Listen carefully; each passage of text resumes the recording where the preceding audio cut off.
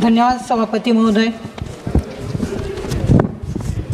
या सर्वोच्च सदनामध्ये मला आपण पहिल्यांदा बोलण्याची संधी या ठिकाणी प्राप्त करून दिलेली आहे। मी माझा मतदारसंघ धुळे महाराष्ट्र येथील मतदारांची खूप खूप आभारी आहे। त्याचप्रमाणे आमचे नेते राहुलजी गांधी, सोनियाजी गांधी यांची देखील खूप खूप आभारी आहे। सर्वप्रथम आरोग्याची देवता धन्वंतरी यांना मी वंदन करते आणि आज मी आरोग्य मंत्रालयाच्या अनुदानाच्या मागणीवरील चर्चेवर बोलण्यासाठी या ठिकाणी उभी आहे। सादर झालेल्या अर्थसंकल्पात महाराष्ट्र राज्यासाठी काहीही दिलेले नाही। यावेळी अर्थसंकल्पात आरोग्यावर भर दिला जाईल अशी अपेक्षा होती, परंतु घोर निराशा या ठिकाणी झालेली आहे। सभापती महोदय, माननीय अर्थमंत्र्यांनी सादर केलेल्या अर्थसंकल्पीय भाषणात विकसित भारतासाठी 9 प्राधान्यक्रम जाहीर केले, परंतु सभापती महोदय, अत्यंत खेदाने सांगावे लागत आहे की त्यात आरोग्याला स्थान मिळालेले नाही। या उलट आवश्यकतेपेक्षा 73% कमी धरण्यात आले आहे। केंद्राचे आरोग्य बजेट दरवर्षी 3.3 लाख कोटी रुपये असायला हवे होते। या अर्थसंकल्पात 91,000 कोटी रुपये देण्यात आले आहे। हे गरजेच्या केवळ 27% आहेत। महाराष्ट्रातील केंद्र सरकारच्या अखत्यारीतील सर्व रुग्णालयांमध्ये जसे की GT hospital, KM hospital, saint George hospital, JJ group hospital, Cama hospital इत्यादींमध्ये पायाभूत सुविधांचा अभाव आहे। उपकरणे नाहीत, पुरेसे आणि कर्मचाऱ्यांची कमतरता, यामुळे रुग्णांना अनेक समस्यांना तोंड द्यावे लागते। यासाठी केंद्र सरकारने तातडीने किमान 10,000 कोटी रुपये निधीची उपलब्ध करून द्यावा। अध्यक्ष महोदय, महाराष्ट्र आरोग्य विभागामध्ये 18,000 पदे रिक्त आहेत, ज्यात डॉक्टरांची 1600 पदे आणि 16,400 इतर महत्त्वाचे पदे, मेडिकल व पॅरामेडिकल पदे ही रिक्त आहेत। ती सर्व पदे तातडीने या ठिकाणी भरावीत अशी मी या ठिकाणी मागणी करते। महाराष्ट्रात एकच एम्स रुग्णालय आहे, जे नागपूरमध्ये आहे। महाराष्ट्राच्या लोकसंख्येचा विचार करता मुंबई, नाशिक, धुळे आणि पुण्यातही एम्स रुग्णालयाची स्थापना होणे गरजेचे आहे। याचाही अर्थसंकल्पामध्ये समावेश करावा। उन्हाच्या झळा आणि पावसात दिवसभर गावोगावी आरोग्यसेवा देणाऱ्या महाराष्ट्रातील आशा वर्कर्सना राज्य सरकारकडून केवळ 6,000 रुपये मानधन देण्यात येते। केंद्र सरकारने केंद्रीय अर्थसंकल्पात तरतूद करून त्यांच्या सुरक्षेबरोबरच त्यांचा पगार किमान 20,000 रुपयांपर्यंत वाढवावा आणि त्यांचा प्रवास भत्ताही वाढवावा अशी माझी मागणी आहे। ऑस्टॉमी हा एक गंभीर असाध्य रोग आहे आणि भारतातही तो झपाट्याने वाढत आहे।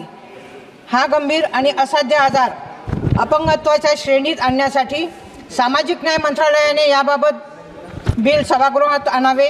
या आजाराची संपूर्ण माहिती आरोग्य मंत्रालयाकडे उपलब्ध आहे आणि इतर काही देशांमध्ये याला अपंगत्वाची श्रेणी प्राप्त झाली आहे।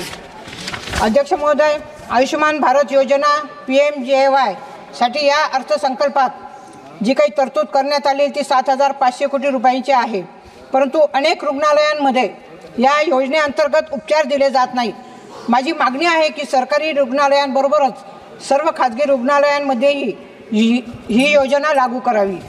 अध्यक्ष महोदय, जागतिक आरोग्य संघटनेनुसार भारत सरकार आणि इतर देशात 2023 आरोग्यावर GDPच्या किमान 3.2% खर्च करतात, तर अमेरिकेत हा आकडा 16% होता। भारताचे शेजारी नेपाळ, चीन आणि भूतानही या बाबतीत पुढे असल्याचे दिसून येत आहे। पण महोदय, मी अत्यंत खेदाने सांगू इच्छिते की आरोग्यावरील खर्चाच्या बाबतीत भारत मागे आहे। यंदा हा हिस्सा एकूण अर्थसंकल्पाच्या 1.9% आहे। यावर सरकारने अधिक लक्ष देणे आवश्यक आहे। अध्यक्ष महोदय, कोविड-19 काळात आरोग्य यंत्रणेची दुरावस्था व हतबलता संपूर्ण जगाने अनुभवली। नैसर्गिक आपत्ती व महामारीसाठी केंद्राने भरीव आर्थिक तरतूद करावी। अध्यक्ष महोदय,